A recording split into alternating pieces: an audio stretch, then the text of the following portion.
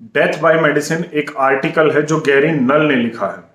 इस आर्टिकल में वो ये कहते हैं कि अमेरिका में हर साल 5 लाख लोग दिल की बीमारी की वजह से मर जाते हैं, 6 लाख लोग कैंसर की वजह से मर जाते हैं और तकरीबन 7 लाख लोग हर साल अमेरिका में गलत दवाइयां और गलत हॉस्पिटलाइजेशन के कारण मरते हैं। ये आर्टिकल लगभग 20 या 22 पेजेस का है और ये आर्टिकल आप सभी को पढ़ना चाहिए। इसी आर्टिकल में वो आगे बताते हैं कि जो मेडिकल रिसर्च है, जो दवाइयों पर रिसर्च होती है, उस रिसर्च पर कैसे फार्मास्यूटिकल ड्रग कंपनीज ने पूरा उसको अपने कब्जे में ले रखा है। इस आर्टिकल में और भी काफी खुलासे हैं कि किस तरीके से हर चीज मैनेज की जाती है, कैसे गलत हॉस्पिटल में एडमिट करके लोगों को मारा जा रहा है और उनकी बीमारियों को कहीं ना कहीं कम नहीं किया जा रहा, बढ़ाया जा रहा है। इस आर्टिकल का जो पीडीएफ है वो मैं अपने ट्विटर हैंडल पर डाल दूंगा। आप मेरे ट्विटर अकाउंट से जुड़ सकते हैं। ये वीडियो देखने के, अपलोड करने के एक दिन बाद मैं अपने ट्विटर हैंडल पर जो है ये आर्टिकल का पीडीएफ डालूंगा ताकि आप सभी लोगों को मिले। तब तक आप मेरे ट्विटर अकाउंट से जुड़ सकते हैं, डिस्क्रिप्शन में लिंक दे दूंगा। जब आप बीमार होते हैं तो आप एक डॉक्टर के पास जाते हैं ये आस लेकर कि वो आपको दवाई देगा, आप ठीक हो जाएंगे, वो आपकी बीमारी को कम करेगा। लेकिन कहीं ना कहीं अधिकतर बार ये होता है कि वो डॉक्टर उन फार्मास्यूटिकल कंपनीज का एजेंट होता है जो आपके ऊपर अपनी दवा का एक्सपेरिमेंट करते हैं और आप सिर्फ एक ट्रायल सब्जेक्ट होते हैं। ऐसा मैं इसलिए बोल रहा हूं क्योंकि 2050 तक क्या आप जानते हैं सबसे बड़ी बीमारी कौन सी होगी? Antibiotic resistance, anti microbial resistance. Facts हैं जो सच हैं। और क्या आप जानते हैं कि ये एंटीबायोटिक रेसिस्टेंस क्यों आया है? गलत एंटीबायोटिक दवाएं जब डॉक्टर अपने मरीजों को प्रेस्क्राइब करते हैं तो जब उस हाई डोज एंटीबायोटिक की रिक्वायरमेंट सही मायने में शरीर को होती है तब तक शरीर उसके लिए रेसिस्टेंस पैदा कर चुका होता है।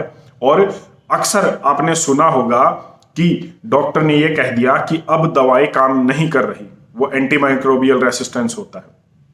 कई बार हम चीजों को आसान ले लेते हैं लेकिन वो इतनी आसान होती नहीं। कई बार हम सोचते हैं कि समस्याएं आ गई हैं लेकिन वो आई नहीं होती, वो लाई गई होती हैं।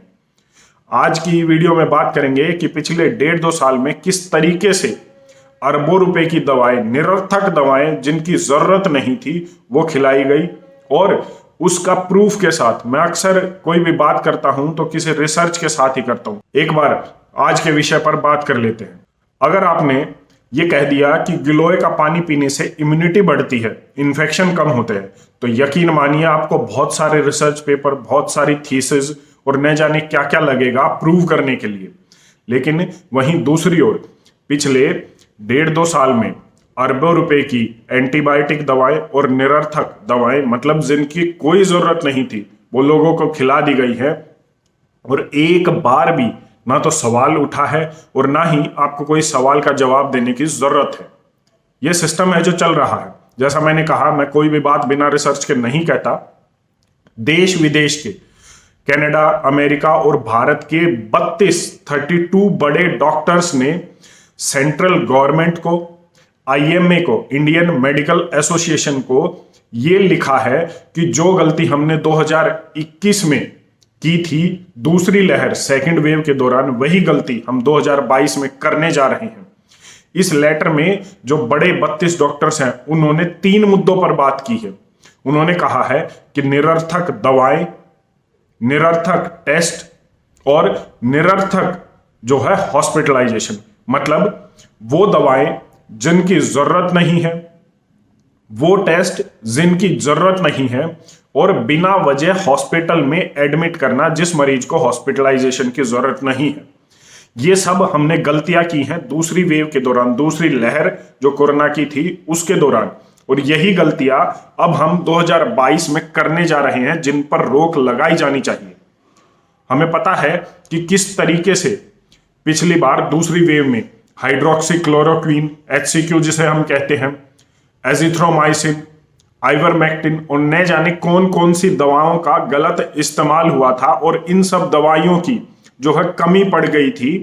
और अब ये कहा जा रहा है कि ये दवाएं किसी भी काम की नहीं थी।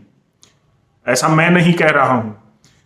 कनाडा में मैकगिल यूनिवर्सिटी की जो वायरोलॉजी की प्रोफेसर हैं डॉक्टर मधुकर पाई, उन्होंने रिसर्च की है और उन्होंने बताया है कि ये जो सब दवाएं हैं जो मैंने अभी आपको बताई, ये सब दवाएं कोरोना में इस्तेमाल नहीं की जानी चाहिए थी। इस रिसर्च में उन्होंने आगे ये भी बताया है कि जो म्यूकोरमाइकोसिस के केसेस आए थे दूसरी लहर और दूसरी लहर के बाद, वो इन्हीं दवाओं की वजह से आए थे। तो एक बात यहां पर यह उठती है कि जितने भी लोग म्यूकोरमाइकोसिस की वजह से मरे, वो किसकी गलती थी? गलत दवाएं देने की वजह से म्यूकोरमाइकोसिस के केसेस आए थे, जिसकी वजह से लोगों की जानें गई। क्या उनके ऊपर केस नहीं होना चाहिए जिन्होंने वो गलत दवाएं प्रेस्क्राइब की? एक बार कमेंट करके जरूर बता देना, क्योंकि जिसका व्यक्ति जाता है ना यहां से, उसी को पता चलता है, दर्द वही महसूस कर पाता है। औरों के लिए तो धंधा है, एक्सपेरिमेंट है, ट्रायल है, और आप ट्रायल सब्जेक्ट है। अब कर लेते हैं दूसरी बात। निरर्थक दवाएं तो हो गई, अब है दूसरी बात निरर्थक टेस्ट। मतलब जिन टेस्टों की जरूरत ही नहीं थी उन टेस्टों का इस्तेमाल किया गया, जैसे सीटी स्कैन, डी डाइमर जैसे महंगे टेस्ट लोगों को एडवाइज किए गए, और मरता क्या ना करता, लोगों ने ये टेस्ट करवाए भी। एक तरफ हॉस्पिटल की महंगी फीस, दूसरी तरफ महंगे टेस्ट, और फिर अंजाम कुछ भी नहीं। फाइनली परिवार के लोगों को यह कह दिया जाता था कि अब आपका व्यक्ति नहीं रहा। यह हमने दूसरी लहर में भी देखा और आम दिनों में भी हम देखते हैं कि किस तरीके से निरर्थक टेस्ट कराए जाते हैं। 32 डॉक्टरों का पैनल रिटर्न में लेटर देकर सरकार को, इंडियन मेडिकल एसोसिएशन को यह सब लिख रहा है। तो आप देख सकते हैं स्थिति कितनी गंभीर है और इस पर क्या एक्शन होने वाला है। क्या आपको लगता है कि कोई एक्शन होगा? अगर आप इस पर अपनी सोच अलग रखते हैं, क्योंकि मुझे नहीं लगता इस पर कोई बड़ा एक्शन होने वाला है जिससे कोई बड़ा बदलाव हमारे समाज में आएगा। तीसरी चीज जो उन डॉक्टर्स ने लिखी वो ये कि बिना जरूरत के अस्पताल में एडमिट किया जा रहा था। मतलब जिन मरीजों को होम आइसोलेशन में भी रखा जा सकता था, देखभाल की जा सकती थी और आराम से बस उनकी मॉनिटरिंग की जरूरत थी, तो उन्हें बेवजह अस्पताल में बिल बनाने के लिए एडमिट किया जा रहा था। और ये गलतियां हम दोबारा से 2022 में दोहरा रहे हैं, जो नहीं होना चाहिए।